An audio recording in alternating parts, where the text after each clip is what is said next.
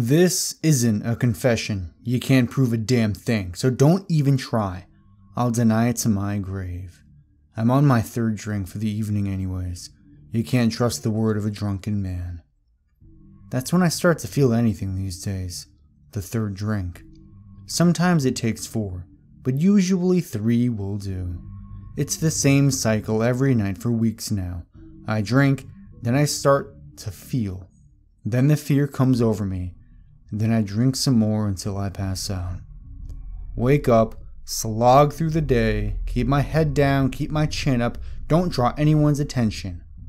Go home. Repeat. One night a few weeks back, there was a man at my door. I answered it, wondering what in the devil he was doing there at that time of night.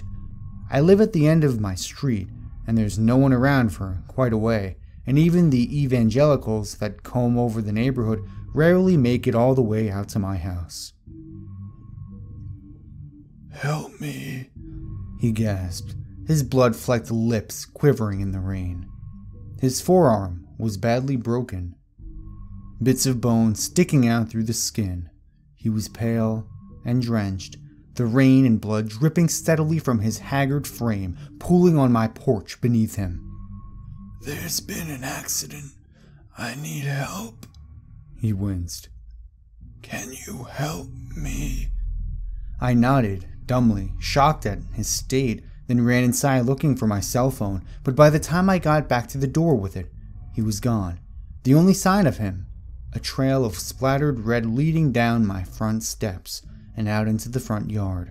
I stood there, shocked, for a moment. Then I put the phone away, slammed the door, and locked it.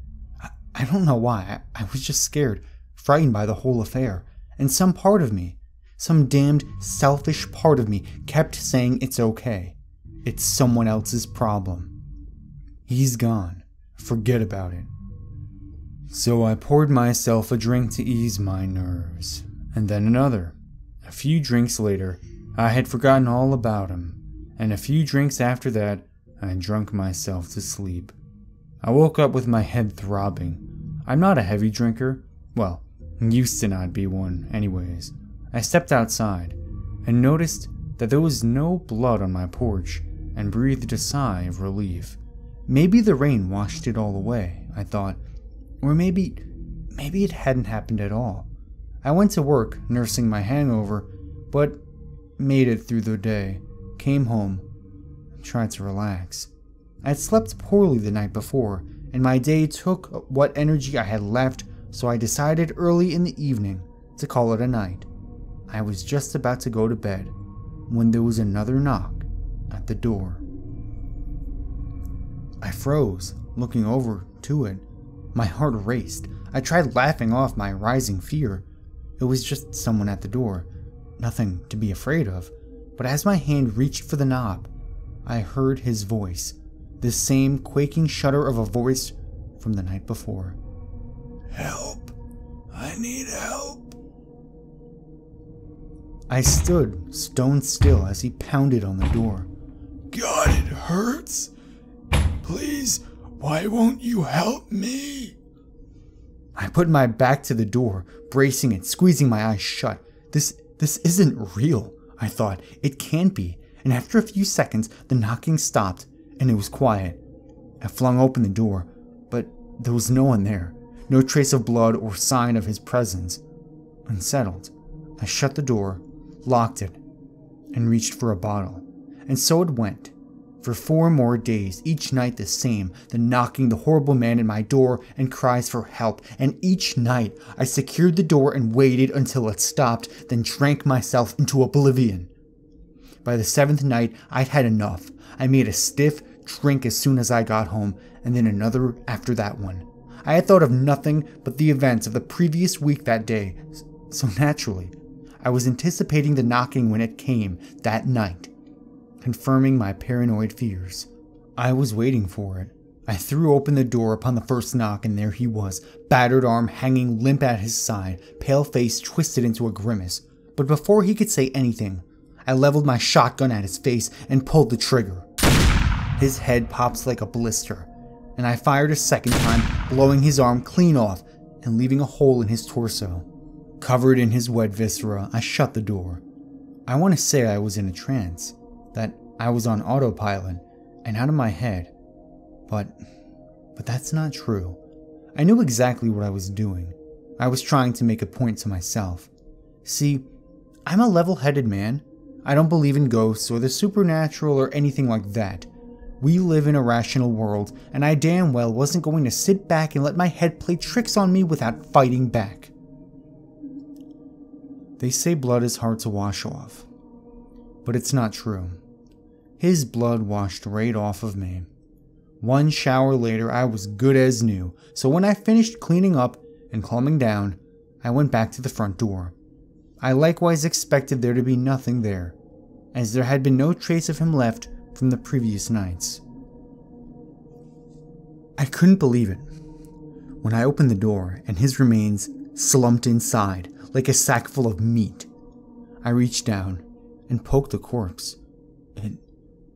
It was solid. The porch was covered in blood and gore. Once more I panicked, and this time I did go into a sort of trance. The hours passed in a blur as I dragged the body around the back of my house, dug out a shallow grave, cleaned off the porch as best as I could, and took another shower. And then I made another drink.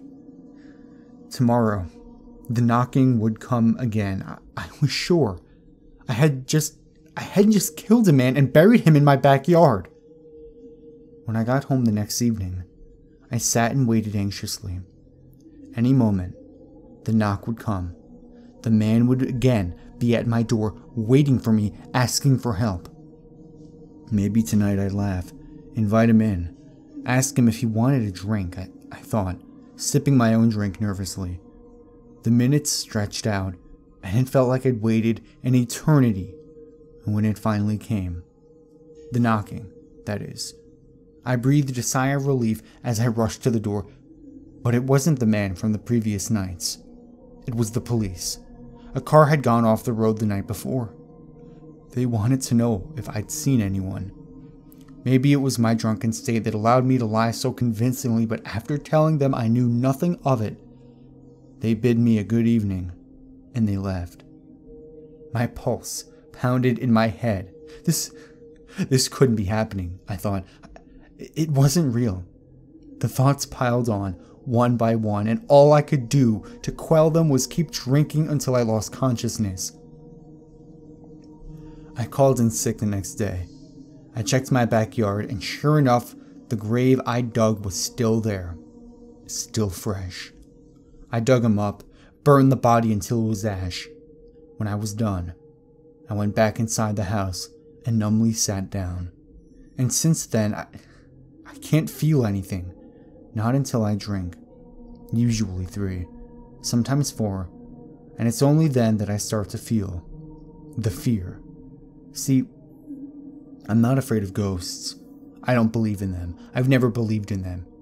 Probably in part because I was raised by my heavily superstitious mother. She made her living as a psychic, telling fortunes. She claimed that she had the sight, that she could see a person's fate before it happened. And she had a steady stream of gullible clients that kept a roof over our heads and food on our table. So I didn't make a big deal out of it. But, like any kid, I rebelled against her and her beliefs, and when I left home, I found plenty of support for that rebellion. Psychics aren't real, right? No one can see the future, right? 'Cause now I'm afraid my mother wasn't faking it, that she really could see the fate of all those people who came to her. And I'm afraid, I'm so terribly damn afraid, that now I can see it too.